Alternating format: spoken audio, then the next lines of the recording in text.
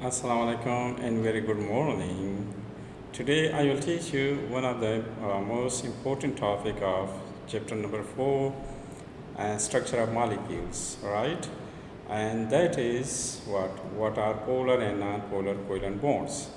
So polar covalent bond is always formed between two different atoms, and if you calculate the electronegativity difference of the two different atoms, if it comes out greater than 0.5, so that will be considered polar covalent bonds.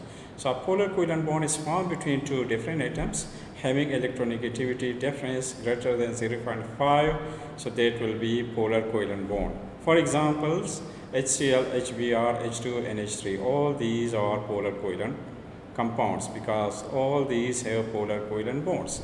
And polar covalent bond, the most electronegative element has partial negative charge while less electronegative element has partial positive charge. So the most electronegative element, and this with here, if you take this one HCl, so Cl is more electronegative than H. So H has partial positive charge while Cl has partial negative charge. The next is non-polar covalent bonds. So it is formed by mutually sharing of electrons between two same atoms or different atoms having electronegativity difference less than 0.5. For example, O2, N2, O3, CH4, C6, H6. So these are non-polar covalent compounds because they have non-polar covalent bonds. Now the next question, what are intermolecular attractive forces? Explain their types with the help of examples. The attractive forces among the molecules which holds molecules together are called intermolecular attractive forces. There are two main types of intermolecular attractive forces. Number one, dipole-dipole interaction or attractive forces. In dipole-dipole interaction, the positive pole of a dipole molecule attracts opposite pole of another dipole molecule, and vice versa, called dipole-dipole interaction or attractive forces. For example, dipole means it has two poles. One is partial positive, another is partial negatively charged. Right? So this is a dipole molecule. So partial negative pole attracts opposite, means partial positive pole of another molecule. For example, these are shown by dotted lines. Like this is HBr. So these dots shows what? Dipole-dipole interaction. Now hydrogen bonding, number two. The attractive force between electron deficient hydrogen atom and most electronegative elements such as oxygen, fluorine and oxygen. For example, HF and HF, right? So the hydrogen bond is shown by the dots line. This is means partial negative, and this is partial positive, right? So hydrogen attracts, it is the attraction of hydrogen which is partial positive, means electron deficient. It has shortage of electron.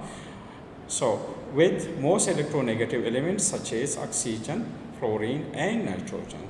So if hydrogen is attracted in one of these elements like oxygen, fluorine and nitrogen, so that will be hydrogen bonding, like H2O. So means partial negative of oxygen attracts partial positive of hydrogen. So this interaction, these dots, this interaction is known as hydrogen bonding. Now, what are the applications of hydrogen bonding? So it is in water, right? Hydrogen bond exists in water. It is in glue, adhesive, paint, etc. It is bimolecules. It is found in bimolecules such as proteins, vitamins, carbohydrates, and lipids. So hydrogen bond exists in these biomolecules, proteins, vitamins, carbohydrates, and lipids.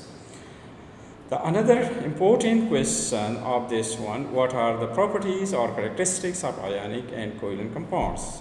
So let me to explain first ionic compounds. So ionic compounds have the following properties. Number one, they are composed of ions, means they are made of positive and negative ions. They have strong binding forces. Number three, they have high melting and boiling points. Number four, they are soluble in polar solvents. And number five, they are good conductor of electricity in molten or in aqueous state. They exist in solid state. So these were the characteristics or properties of ionic compounds. Now the next, covalent compounds. So those compounds which contains covalent bonds are called covalent compounds, right? So they have the following properties. They are composed of molecules. They are weak binding forces. They have low melting and boiling points as compared to ionic compounds. They are insoluble in polar solvents, but soluble in non-polar solvents such as benzene, carbon disulfide, carbon tetrachloride, etc. They are great conductor of electricity, so they exist in three physical states: solids, liquids, and gaseous states, right? So these topics, these questions are very important for examination point of view. So subscribe my channel that you receive the next video, and nowadays I'm making important videos on I'm loading videos on important questions which has possibility in the board exams, right? So they must come in the board exams. So nowadays I'm making those question and answers, right? So prepare these questions very well.